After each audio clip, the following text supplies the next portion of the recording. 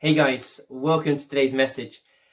In the next few weeks, I want to share something that's really on my heart, and I believe God has been stirring up in me now and actually in the past as well. And it's the issue of mental health. I know we hear about it spoken quite a lot, but I really do believe that mental health is on God's heart and that God really cares about it.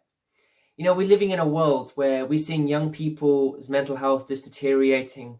My wife is a teacher, and some of the great students she deals with and some of the really good kids are really struggling at the moment with their mental health. I know we've seen it in our own children. We've been encouraging them, but at times during this pandemic, it's been really, really tough. And then I know for adults, as a pastor, I get a front row seat on people's lives. And I've just noticed the amount of people who are just struggling. There's some people who I'm messaging on a fairly regular basis, just trying to encourage them because of different circumstances, all completely different. But their mental health has taken a real downturn during this period and a real struggle. And I believe that God has called us as a church of Berzim Elam really to step up our commitment to helping people to grow emotionally and spiritually. And the problem is, if we just concentrate on like our spiritual side and we don't look at the mental health side and our emotional well-being, then we're going to be ineffective Christians. And I believe God has called us to care about the emotions, to care about our soul, our spirit, our mind, everything, our body, you name it, the full works.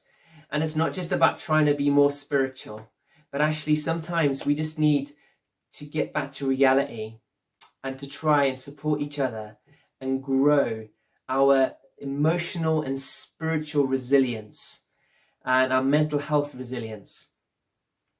And the reason it's so important to me is that, you know, for my life, if I'm really honest, I've suffered quite a lot, of mental health sort of struggles. I've never been extreme anyway, but it was probably start when I was 18. I remember I developed bulimia, and at the time, the form of bulimia took the form of running, and I would run everywhere. I run now, but I don't run for calories now. Back then, I used to exercise for calories. I'd work out how many calories I'd eaten, and then I'd try and run. And the one day I injured my leg, and I found myself sitting over the toilet trying to vomit. And I knew I had an issue. And the great advice of the time, I spoke to a couple of people, and one person turned around and said to me this: "Oh, Jim, we'll get that sissy girly thing out of you. We'll sort it out." And I'm like, what? Really, I was in anguish. And so all it made me do was just not want to tell anyone that I was suffering. And then I shared a couple about my depression I went through 3 years ago. It's on the church website, and I encourage you to go and listen to it. Try and help when I went through a really hard situation 3 years ago. But my first massive time when I had to end up actually on medication for mental health was I ended up with a bad anxiety 7 years ago. And I got to the stage where I was really causing damage to people around me. I reacted badly to a situation and I just broke. And I remember finding myself sitting in a car park. And if you live in Stoke-on-Trent, you'll know where I'm talking about, Eight-Dale. And I was broken. I was crying my eyes out. I'd gone out of the meeting. I was just absolutely in pieces. And I texted my regional leader, Kevin Pete, and I said, "I can't do this anymore. I need help." And he gave me the great advice. He said, "Jim, the first thing I want you to do is I want you to go and see a doctor." So I went and saw a doctor. And as I went to the doctor, I'm thinking, great, the doctor's just going to tell me, "You're okay, you're normal, everything's all right," and send me home. You know what the doctor did? The doctor gave me some medication, and I was like, what? I can't take medication. But he said, "Jim, I want you to take this medication because it's going to help take the edge off what you're feeling." Now, all that did to me at the time was this. It made me feel like a failure. Because I thought, I'm supposed to be a pastor, I'm supposed to be a Christian, I'm supposed to be the leader of my family, I'm the man of the house. And I'm here popping pills. And it was not the thing that I wanted to do. I felt like a complete failure. I felt, just like I failed at being a Christian. And it didn't help that I went and spoke to one of my friends about this, and my friend said, "Oh, Jim, oh no." What? I said, "What do you mean, oh no?" He said, "You do realise this is going to be held against you." And actually later on, when we were chatting a few years later, he said, "Oh, Jim, you know, they're probably still going to hold this against you because you were on pills many years ago." And it really affected me. Because, you know, again, someone was trying to help me, but they weren't helping me. But when the doctor handed me over those pills, he said to me this. He said, Jim, the reason I'm giving you those pills is this, is I need you to deal with what's going on underneath the surface so that you can get through it. Because those pills are going to take the edge off your anxiety. And he says, once they've taken the edge off your anxiety, you can start dealing with the big issues. And those words really held on to me. But then he said something else which scared me. He said, Jim, if you don't deal with the issues and the cause roots, he said, you're going to be on the pills for much longer in your life. And you know what, Psalm 43 verses, Psalm 43 verse 5 and Psalm 42 verse 11. It says this, why, my soul, are you so downcast? Why are you so disturbed within me? And in that journey, it took me on this journey, reading the Psalm. Because I had to sort of ask myself, why am I feeling this way? Why am I actually feeling anxious? What is causing the problems? What is causing the stuff to go on within me? I couldn't just blame other people. I had to do some real deep soul searching. And it really made me do three things. The first thing it did was made me be honest. I could no longer hide from some of the big issues that were simmering under the surface. The next thing was this. I had to start identifying the problems that were going on. And the final thing was I had to start dealing with them. And when I started to do those things, when I started to ask myself the question that was in the Psalm, which appears in 2 Psalms, it must be really important if it appears twice. When I started asking those questions, I could start dealing with the issues. You know, as a church, this is so important for us to start helping people to grow emotionally as well as grow spiritually. Because God doesn't divide us into little bits. There's no dualism in with God. But God cares about our emotional health. And I want to encourage you as you listening and us as a church, that we need to really start caring about our mental health. We can no longer bury it and hide it. Because if you do, it'll be like a volcano. And what happened to me, it'll explode out. And the consequences will be dire. So, how do we deal with it? I just want to quickly look at some of the stuff. The one way we don't deal with it is this. Some Christians look at that verse in Psalm 43, verse 5, and they say, why is my soul so downcast? Why is it so disturbed within me? And then they look at the next verse. The next verse said this. It says, put your hope in God. And their answer to it is this. Well, I've got to put my hope in God. So all I've got to do is say a little prayer. Please, God, bless me. Please take away my anxiety. Everything will be okay. Well, reality, it doesn't work like that. And that's kind of how I felt as an immature Christian, as a young Christian. I thought if I just prayed it away, it would disappear. I thought I'm going to blab it and grab it. Okay, I'm going to grab good mental health and I'm going to just pray for it quickly. But it didn't quite work like that. And when I read this verse, it's a real soul-searching verse. It says, my soul, why are you so downcast? It says, what reason are you feeling this way? It's almost like the author didn't quite know why he was feeling depressed. 3,000 years ago, they were suffering depression. No, it's not just a new phenomenon for this year, for 2020. It's been going on for years. And maybe we've just dismissed it and we've not really embraced the subject and not really talked about it. But the author here, the son of Korah who wrote this verse, was being really honest. He's saying, come on, why am I feeling this way? Why am I a mess? Why is my mental health going? And then when he says, put your hope in God, do you know what I think? I don't think he's saying just pray it away. I think what he's saying is, okay, it's only through putting our hope in God that we could work through this. And that God is our only hope out of our mental health anguish. And I still firmly believe this today. Because when I started looking at this verse, when I started going in, it meant this. When I started saying, my soul, why are you so downcast? I had to start looking at what was causing my problems. What was the root of the issue? That the doctor told me. The doctor and the Bible are lining up here. I had to be honest. You know what? The problem with being honest is often we suffer from cognitive dissonance.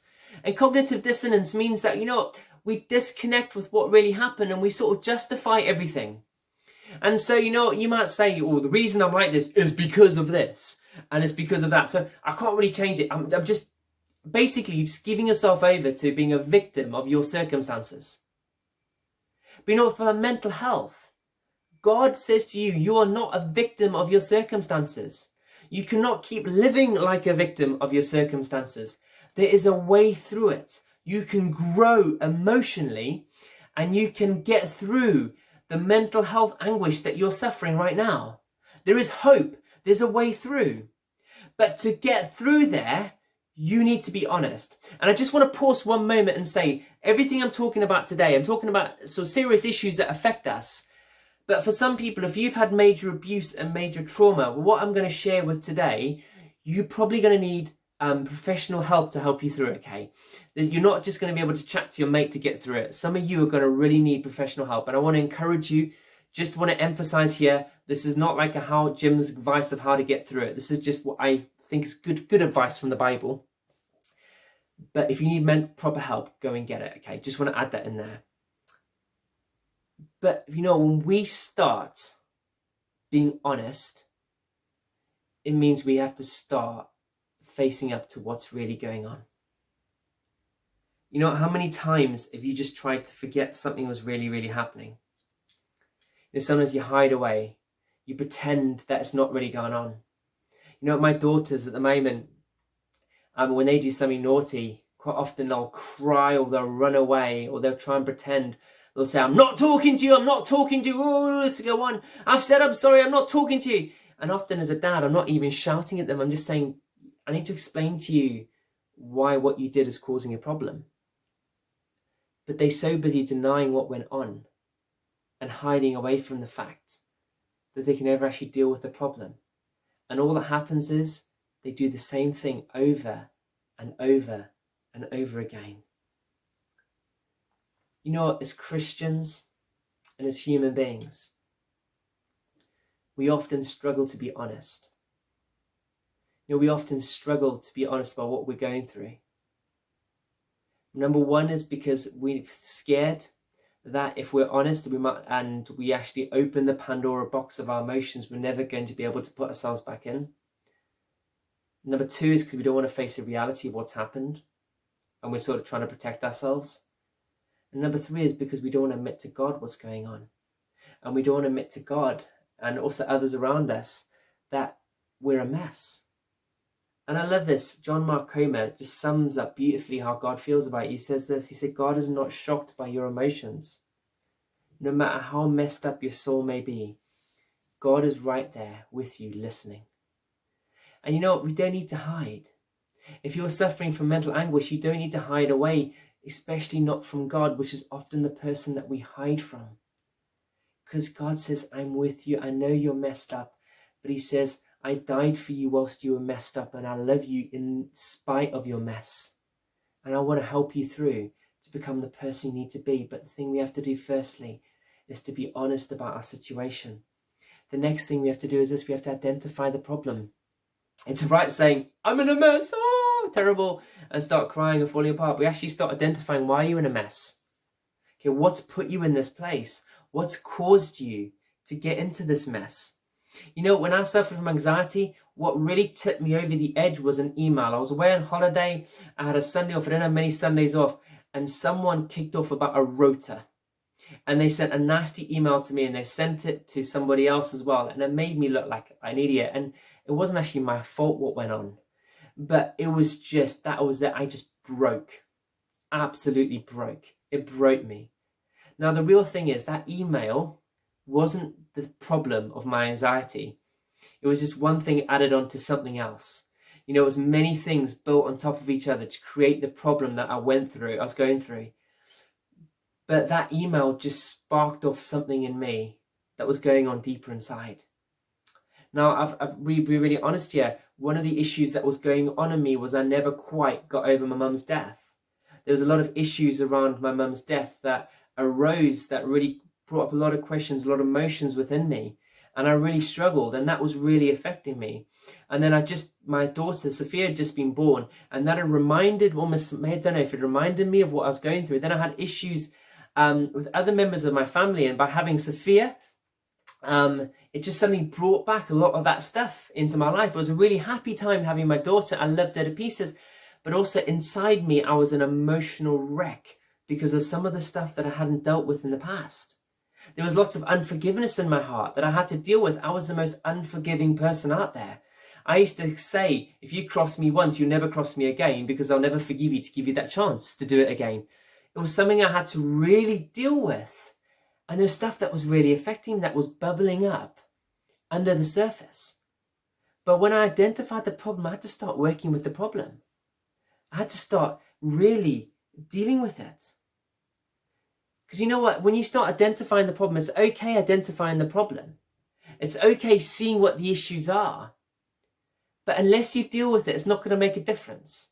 Imagine if you went to your mechanic and said to the mechanic, what's the problem? And your mechanic says the problem is your clutch has failed, but then didn't do anything about it. What's going to happen? You still can't use your car. You still got the same problem. But once you identify what was going on, you've then got to start dealing with it. Because if you don't, you're still going to be broken. And you know, for me, that was a real struggle. I had to deal with issues that I really didn't want to deal with. And actually, if I'm honest with you, I had to deal with issues that I probably felt that I wasn't strong enough to deal with. But I knew I had to deal with them for the sake of my marriage, for the sake of my daughter, for the sake of my ministry, for the sake of my relationship with God, for the sake of my friendships, for the sake of the relationship with my family. It was more than just me. Because if I kept going the way I was going to constantly be broken over and over and over again. I had to deal with the issues. I had to say, Jim, that stuff that is affecting you, you've got to deal with it. And I did, and I started to have honest conversations. You know, I sat down with some amazing spiritual mentors, who one of them hit me with some major home truths. I really didn't like them. But the words he spoke made a huge difference in my life. It made me look beyond the superficial. No longer could I say, oh, well, it'll be all right, I'll get through it. I had to say, no, Jim, you might not get through this if you don't deal with it. And the thing I love with Jesus is this, is Jesus identified issues in people's lives that they didn't even realize about themselves. You know, when he's healing the paralyzed man, when this paralyzed man, he can't get into Jesus' meeting, Jesus is preaching, they drop him, his friends drop him through the roof, he lands on the floor in front of Jesus. Jesus says, your sins are forgiven. He didn't say you are healed, he just said your sins are forgiven. And I love it, because Jesus knew that the root of his problem was his sin. And Jesus dealt with the issue. And the same when you have the Samaritan woman, when he starts speaking to her by the well, he knew the root of a lot of her issues were the fact that she'd been rejected by so many men and been divorced by so many men. He, rather than just skirt around the issue, Jesus goes straight for the point. He saw what the issue were and tries to deal with it. You know, when there was a guy who was crazy and lost his mind, Jesus knew it was the demons inside him and cast the demons out. When there was a chap who was blind, who everyone thought was being punished for something, Jesus looked at the issue and he said, that guy, he's done nothing wrong. Jesus got to the crux of the issue. And so often in our mental and emotional health, we avoid actually getting to the real issue. And we try and treat the symptoms, not the issue. But unless you treat the issue, you're still going to have the symptoms. And you can try and treat the symptoms, but they're going to keep popping up again if you haven't got the underlying cause sorted out. And you really have to deal with it. And the problem with most of us as Christians is we like to be heads in the sand. We like to pray things away, or we just like to tell everyone about our problems. I met those people who like to have the problems. Or we just try and dismiss and pretend they're not there, like ostriches.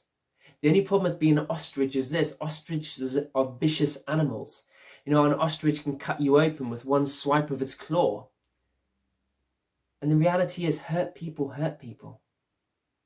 And unless we start dealing with the root causes that are underneath everything, we're going to end up hurting people. And guys, I've seen it in families. We've seen it quite closely in our families, situations. I've seen it with friends, where hurt people hurt people. And unless we start dealing with the hurt that's in us, unless we start dealing with those deep-rooted issues, they're going to keep flaring up. You know, when I started dealing with those issues, when I started being honest, when I started facing the issues that were there and I started dealing with them, it made a huge difference in my life. You know, it liberated me. The weight of everything that I'd been carrying, it felt as if it was being lifted off. I then felt I had strategies to build into my life. I worked out ways to deal with them. So for example, for me now, I worked out that exercise was a great way of dealing with my anxiety. I was a bit lazy slob when I was suffering with it. I started playing football. Now I do running. And I found ways to help me through to deal with it. I worked on some other things. I'm going to share the next few weeks, some practical steps to help me through. I sorted my diet out. I sorted just the way that I thought out and the new thinking pattern in my head. But if I hadn't been honest, if I hadn't faced what I was actually identifying the issues that I was going through, and if I hadn't dealt with it, I would still be a wreck today. And guys, I want you to ask this question to yourself. Why is my soul so downcast? Why is my soul so downcast? Now I want to finish with the words of a song from Cody Kearns. I encourage you to read it, listen to it later on. It's called Run to the Father. And he says this in the words. He said, I've carried a burden for far too long on my own. I wasn't created to bear it alone. I hear your invitation to let it all go. I see it now. I'm laying it down. And I know that I need you. I run to the Father. I fall into grace. I'm done with the hiding, no reason to wait. My heart needs a surgeon, my soul needs a friend, so I'll run to the Father again and again. My soul, why are you so downcast? Why are you so disturbed within me? Put your hope in God. Guys, run to God. Run to God. God cares about your emotions. God cares about your anguish, and you need to go to him with that deep stuff that you're suffering with. And you just say, God, I can't do it anymore. Help me to live that life and live it to the full like you promised that you came to bring. Let's tell him how you feel. Come share if anything's spoken to you today. Come share it with me or share it with a loved one. Start being honest. What is really going on with the issues that are down below? And the next week as well, we're going to explore some issues to do with family, and the week after, stuff that's caused to you. And we're going to slowly get a bit deeper into this. But hopefully as we go on this journey together, we're going to come out the other side stronger, emotionally more resilient, ready for whatever the world has to throw at us. Be blessed. I'm praying for you.